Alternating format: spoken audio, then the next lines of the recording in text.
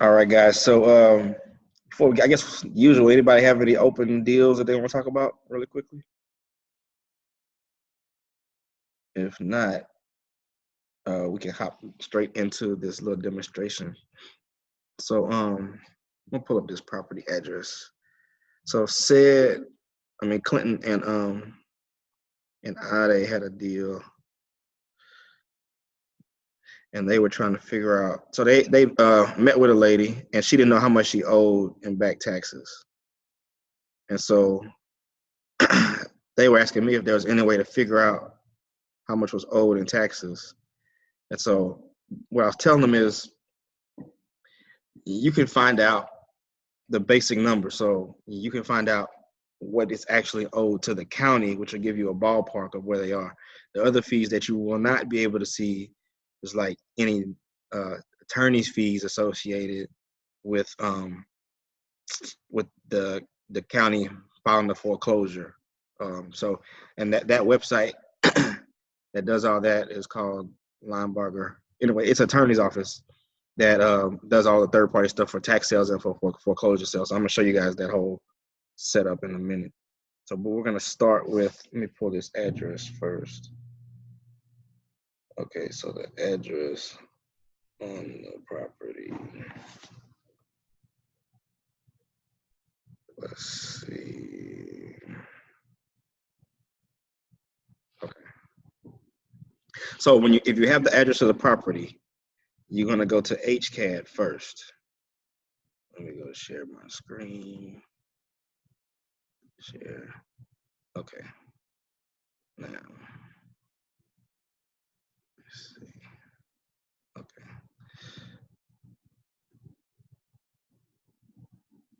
Okay. So this is HCAD, hcad.org right here, hcad.org. And you're going to go to property search and you go to real property and you're going to go search by address. So if you don't know the exact address, you can go down here and just put like a range and it'll give you options. Every street number that's in that range will populate. But for this one, we know the exact address. And it is 10434. And then you put the street name, but you don't put drive or street or lane. You just put the actual street name. So this one is Berman. So I'm gonna go search. Okay, so what this pulls up is, it pulls up the owner's name and the property address. So in this case, the person actually lives with the property. If this over here is different from this, that means that it's an absentee owner. They don't live there, they just own the property. Okay, so above that is the legal description. So this is lots 7 and 18 in block 17 of the industrial subdivision. And that's not, we don't really need that right now, but I'll just show y'all this in case you ever want to look at what the lot dimensions are. You can click on this thing right here. It says related map. And this is like a bigger area map, but this is the specific page in that map. That's the maps are usually mostly pages where you click on that and it'll show every little subdivision in that area. I mean, every block of property in that subdivision. So let's see, let's go back. Go back. Okay, so this is block 17, lots 17 and 18. So then we go back over here. So the block is what's in the yellow, in the red circle. So I'm looking for 17. Let's see, 9, 17. So 17 and 18. So these two blocks right here, well, these two right here are the ones that this property is on. So it's on the corner lot at the corner of this Berman Street and whatever this cross street is. Sometimes you need that just to, and also if you zoom in, it shows you the actual lot dimensions. So this one says, see, it's 25 by 25. So that means it's 50 feet wide. And then it's either 100 on the side. So it's 100 by 50. That's the size of that lot. So that's a 5,000 square foot lot. So that's something good for you to know in the future whenever, somebody's asking you how big the property is. You can tell them by going to the county records and looking at that. All right, so let's go back. So what you're really looking for on this one, though, is the account number. That's this number right here. So this account number, you can take this, and then you can go to the tax assessor's website, and it's public information of how much is owed in taxes. So this is hctax.net. hctax.net. That's the tax assessor's office. And then you can go property tax. Hold on, somebody can mute their phone. So if you just hop on, mute your phone. Oh, I got it. That was it. All right. So then we're gonna go property tax search. Okay, and then you hit that, and then you can go by account number. You can try name or address, but sometimes that doesn't come up. So we'll plug this in and search. Okay, so then it pulls it up. Okay, so then you look at this, and it tells you everything you need to know. So you can see the taxable value. This is the taxes for this year. This is the taxes that's due for this year, and this is how much they owe. They're this far behind. So to totally get it caught up is that number. Like I said, plus those attorney fees. This even shows you if they pay later in the year, by next year, how much more they would owe in total. So that lets you know, as you're going about the process, if it's gonna take a month or two to close it, you can guesstimate how much they actually owe the county. You can actually go here and look at the history. And of course, it's gonna show they haven't paid anything. But you can see how the appraised values have gone up. So that's a good narrative to tell people too. It's like, you're 3 or 4 years behind, 5 years behind, and the value still going up. So every year your bill is going to get bigger and bigger. So, if you're ready to get rid of this headache, I'm here to help you. So you run it like that. And then, so the only way to find out the rest of the fees is to go to this site right here. This is Linebarger, Goggin, Blair, and Sampson. They are, I'm going to go Linebarger, Goggin, Blair, S.com. Okay. So these are the people that handle every single transaction for the city for collections, including property tax. They also handle like tickets, traffic tickets, and everything. But what you can do is you can click over here and go to property tax stuff. Well, let me see.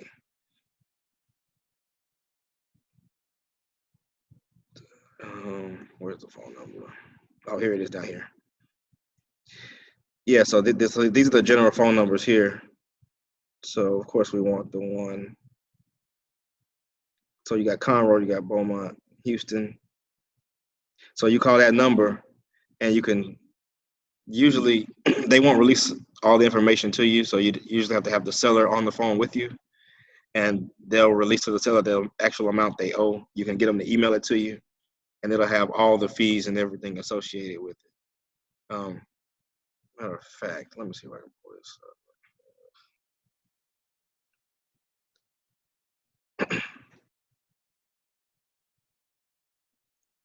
Oh wait, no, it's not in there. I'll tell you what I would do is I'm gonna upload an actual bill from Linebarger and Blair to the jump drive. I mean to the Dropbox, so you guys can see some of the other fees that are associated with it.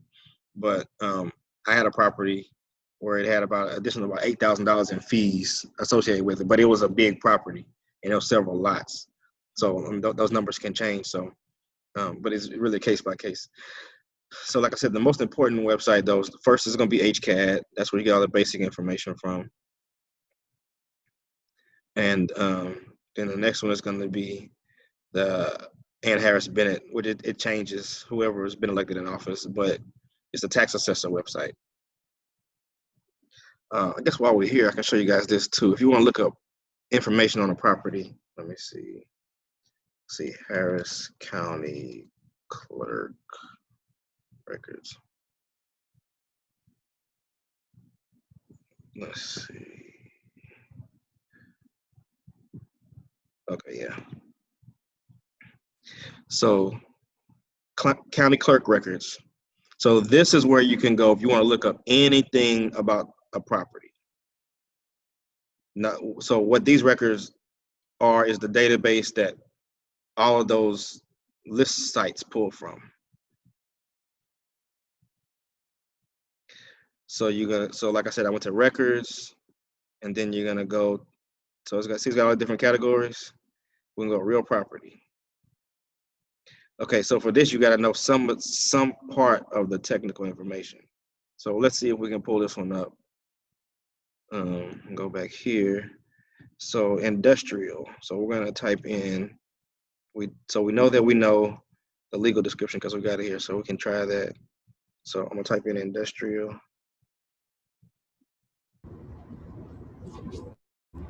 And then somebody got to mute their phone here. All right, got it. All right, then I'm gonna type in section 17. So sometimes they use it. Oh no, let's see. Block is over here. So let's type in 17 and let's click search. Oh, I gotta put a date range. That's right. So I'm gonna go. So you can only do a year at a time. So I'm gonna do January 1st through today. Let's search.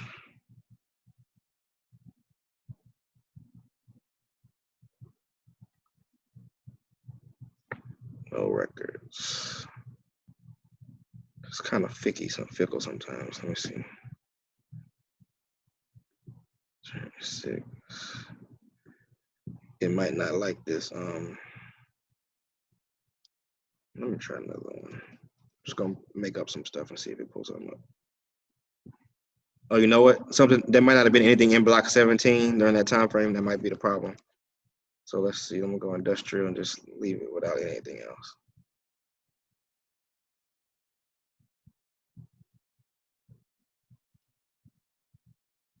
Okay, yep, that's what it was. So nothing happened in that block in the last year. But this basically pulls anything that happened in a section of a neighborhood. Let's eat first. Huh? Oh. All right. Yeah, so see this literally everybody that had anything going on where industrial is a part of the legal description. So it's a lot of records here. So okay. So warranty deed and deed of trust. Those are the two documents that usually go with a loan. So let's look at this one. So in 416, you got deed of trust for additional. You can actually click on this and look at the document. Oh, I gotta log in. Let me see. Yeah, so they let you get that far without, documenting who you are, but they track whatever you're pulling out of here, even though it's public information.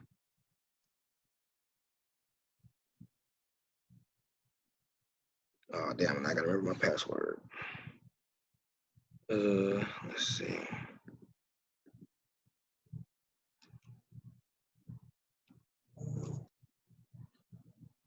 Nope. Let me see.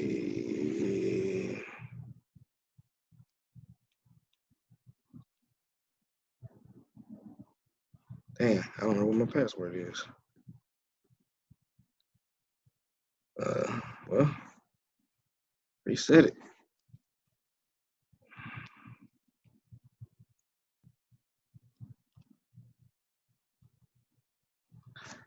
Okay.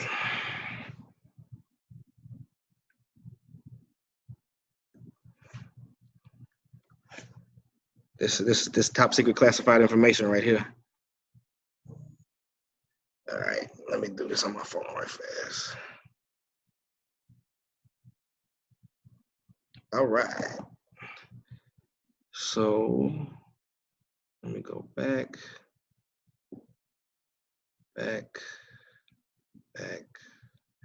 Okay, let's see if this works.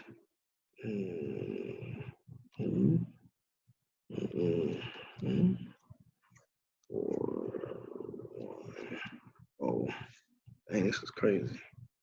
FY CRL.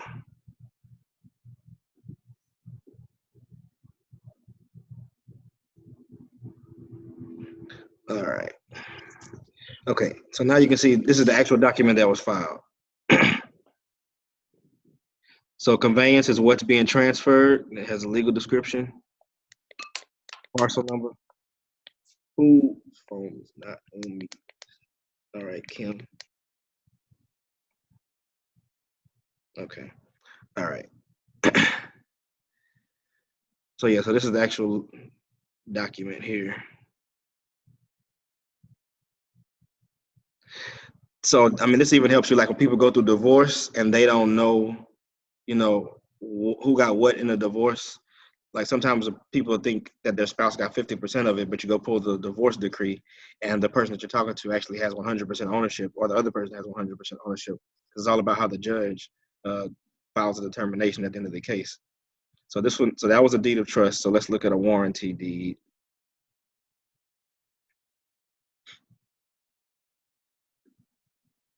So general warranty deed.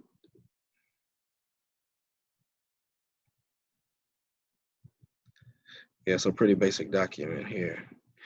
Let me go back, see if we can find something.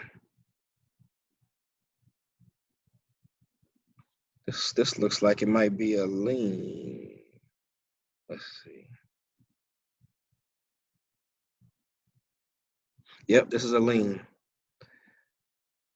So what it's saying is this is probably a mechanic's lien. Yeah, it is a mechanic's lien. So this is when a contractor does work and they don't get paid for it, the amount of unpaid furnishing on the claimant, $896 true correct claimants, payments above land improvements. Yeah. Yeah, so it looks like they did a fence or something for him and didn't get paid. So all this has to be cleared up at closing, or the title company has to clear it up before closing. Now, sometimes you'll find this stuff on these particular addresses, but it may not be tied to the address itself. It will be tied to the name um, of the owner, and sometimes those can be inaccurate. So title company will go back and research everything to make sure this is like really a valid lien for that person. All right, so this one looks like a release of lien. Oh yeah, can we open? Let me see if I open. Okay, let me click on that one. Let's see.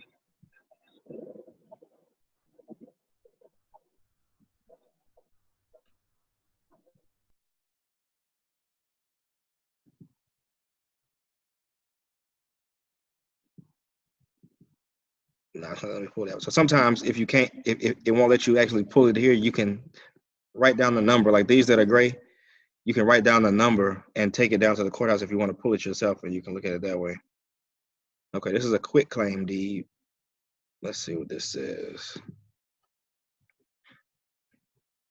So this is probably when a family member was just passing something on to somebody else in the family.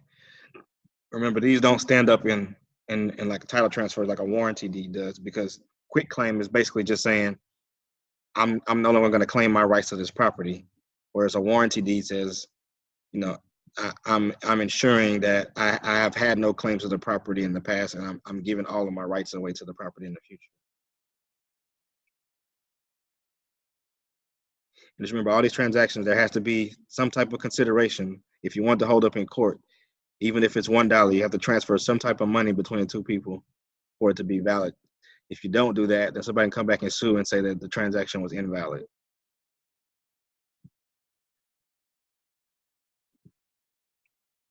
All right, what other kind of documents we have in here? Let's see, is this an assignment? What is this?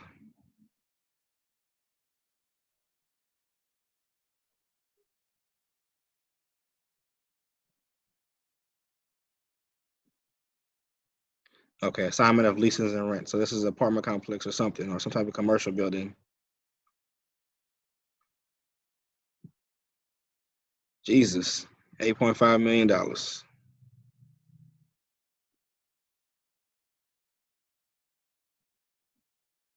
So sometimes what happens is when you get like big loans like this, you can basically give the right to take over the receipt of the payments every month to a lender or something in exchange for them giving you a loan. That way, they have control of the asset. Or sometimes this separate document is filed even when you sell someone a piece of property or something. You can file a separate thing to make sure that everything is turned over to them. This is like a security measure that they go through. Let's see what else we got on here. Okay, what kind of notice is this? Let's see what this is. Notice to purchase is deed restrictions. Okay. So the restrictions limit your use of the property. The city of Houston is authorized by statute to enforce compliance with certain deed restrictions. Okay. So anything that you want to know about a property, if somebody asks you, are there any deed restrictions? Are there any other liens on the property? This is how you find it. You go into this database on the county clerk and you can type in an exact address and it'll pull up all the information. So look at all this information just from this one little neighborhood. Every document that's filed will be in here. All right. Anybody got questions about that?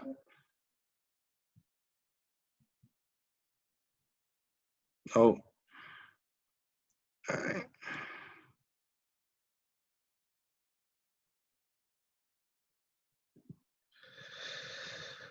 All right. So who was in oh, Darlene, are you on?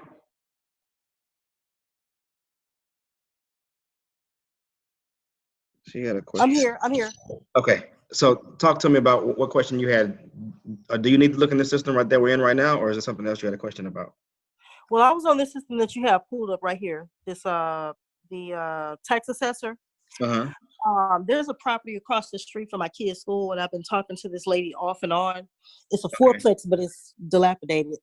Okay. So a few months ago, she told me that she had some investors from Chicago that were going to buy it. Mm-hmm. So she said that she would give me a call if her deal fell through or whatever. So I haven't heard from her, so I called her tonight. Mm-hmm. And she said that she still has not sold the property. Okay. And she said that her Chicago investors are trying to come to an agreement on her price. She wants $700,000 for it. And on the tax assessor's website, the land is worth about $600,000. Okay. And so when I was looking on there, I also noticed that she's behind on her taxes. It's in litigation. She owes, like, at the beginning of the year, she's going to be like $42,000 owed on her taxes. Mm-hmm. So I just left her with, whether you sell it to me, somebody I know, or the people in Chicago, it's better for you to walk away with some money than no money. So, just keep in contact. But my question to you was going to be, because I see other people developing, there's actually somebody that built like a small apartment complex right next to hers. Okay. And I think they finished it last year. So if anybody knows any developers that is willing to spend money in Third Ward, I don't know if they want to spend $700,000, but she said if she can get someone to pay $700,000 for it, she'll close on it immediately. Yeah, that's impractical. How big is the lot? How big is the lot? Let me pull it up.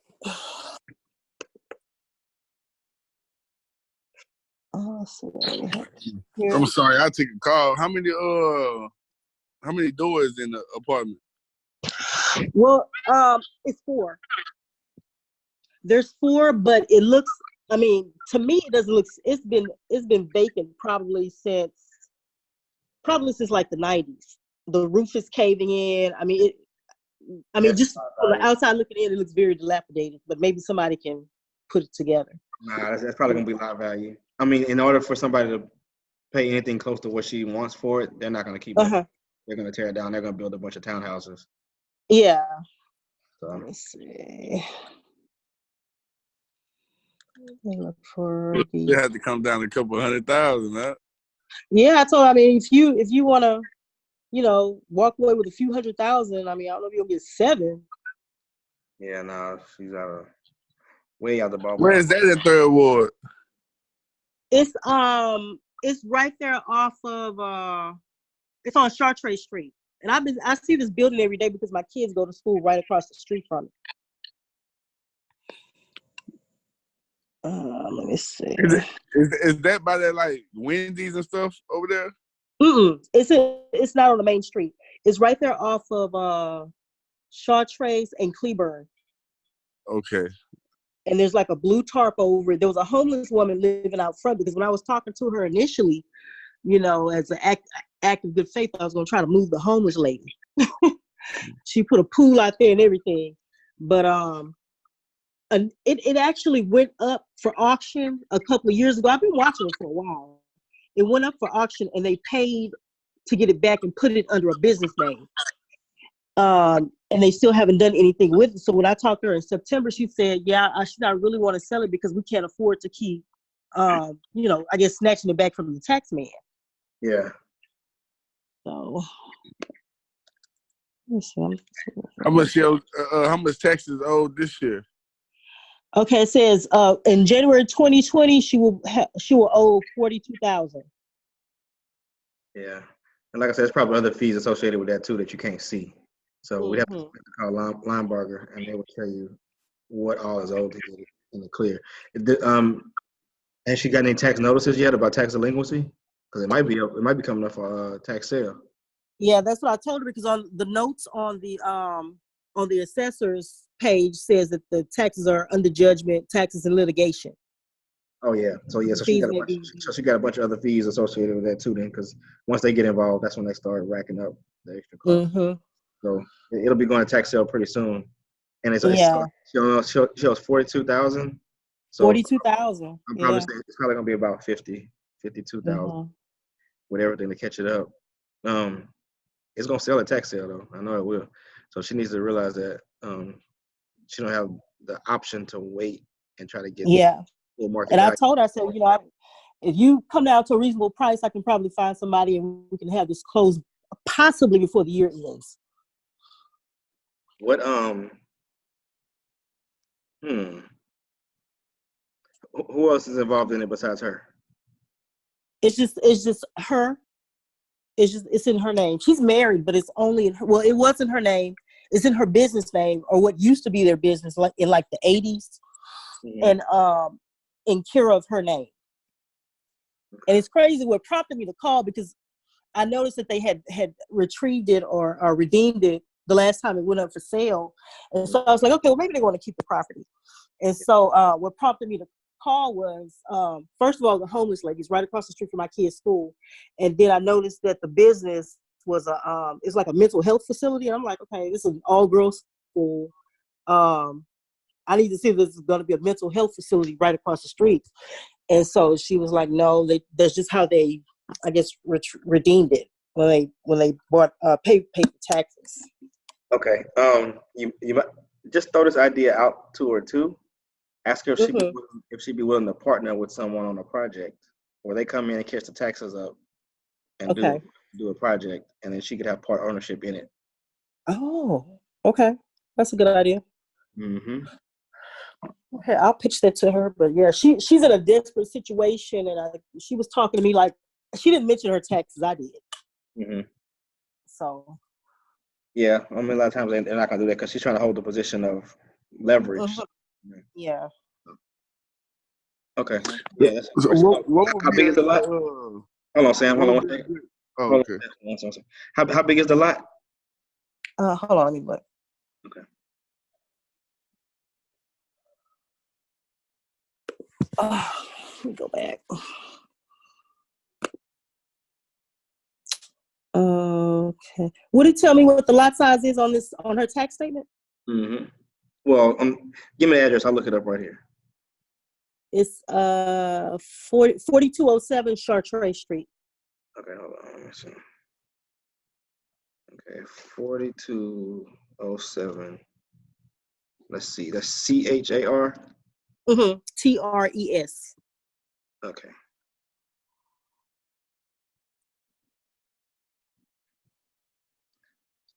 Okay. Damn. Land area, 13,500 square feet. Uh-huh. Okay, so over there, I'm thinking they go about, let's see, $40 a square foot max in Third Ward right now. That's 13.5 times 40. So it's worth about 540. Just land. 540. 540, just Just the land. land, yeah. That's full market value. Mm-hmm. So and that's if it's in that particular car. I think it is. Let's see, 700. Yeah, it's right there on the side of 288. Oh yeah, okay. So yeah, so let me see. So if we go as high as 45, let's see, $45 a square foot times 13.5.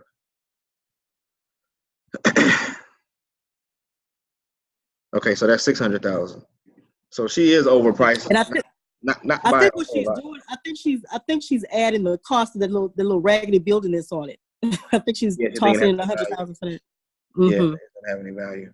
Okay. Well, I mean, they're like that. So with those types of numbers, it would definitely make sense if she was willing to partner with somebody. Or the other option would be, if you want 700,000, would you be able to? Well, you want to call last week when Brian was on, right? Yes. Okay, so like if you do like the owner finance option with them, where it's like, what if somebody comes in, they give you 100,000 now, and over the next few years you get a full 700,000. Would that interest you? Okay. So if you do it that way, then you could get it locked up, and you have somebody else come in and buy it from you.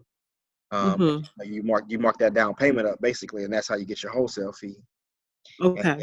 And then that person would pay her off on the back end after they finish developing and they built the houses or whatever, and they can pay the balance out to her at that point. Oh, okay. That's a good idea. Okay. Yeah. And see, if she does it that way, I'm getting kind of technical here, but if she would take the 100,000 and wouldn't put an actual loan against the property, they make it like a JV agreement or something. Now that new lender can go and get a loan from the bank and use that land as equity for the down payment. So it's like bringing $500,000 to the bank. Okay. So that's just the exit strategy. That's not for you to talk to her about, but just for her, you just say, would you be interested in partnering with somebody, or would you be interested in, letting somebody catch up the taxes, paying you some money now and paying you the rest as they complete a project? And she may bite on one. Yeah, Okay. Well, I appreciate that. I'm gonna text her tonight. Okay. Cool. All right. Anybody else got anything they're working on right now? Any questions? Oh, Sam, you had some more questions, bro. My bad. You go ahead and finish asking them. Nah, I was about to. You answered the question that I was about to ask. Oh, okay. Bet. Yeah. About the if she could like basically do like a lease thing. Yeah, on the finance. Yeah. Okay. Cool. All right. Anybody's got a question? Nah, not tonight. Okay, cool. All right, guys. Well, that was short and sweet then. If y'all have anything else for me, y'all know, hit me up during the week. Y'all use that group chat as much as possible. And look, y'all don't have to wait for me every week to meet up. If y'all want to link up with each other, that's one of the reasons why I'm putting y'all together, because I want y'all to be able to network and bounce ideas off each other. And, I feel like most of us, usually we're kind of isolated in this thing, Most of our friends ain't doing what we doing. Family ain't doing what we doing. So the more you can be around the people that's trying to get where you're going, the more you stay focused and stay motivated. So, that's the purpose here. So y'all link up if y'all want to. But so next week we'll be in person. I know it's getting close to it ain't Christmas next Monday, is it? When is Christmas? It's real close. That's Christmas Eve. What is it? Oh, it's the day before Christmas Eve. So if y'all still around, we can meet up. If not, we'll do another virtual one and catch up the following week. Got one, Chris. Oh, you got one, Tony? Yeah, that same one on Herschelwood. I think we need to go back and renegotiate, try to with the seller, because they ain't really getting no bites, really. Herschelwood, that's the one where you had to buy at 55? Right. Damn. I hate that shit. And I've been reaching out to her. She ain't even getting back to me at this point. So I don't think she's interested.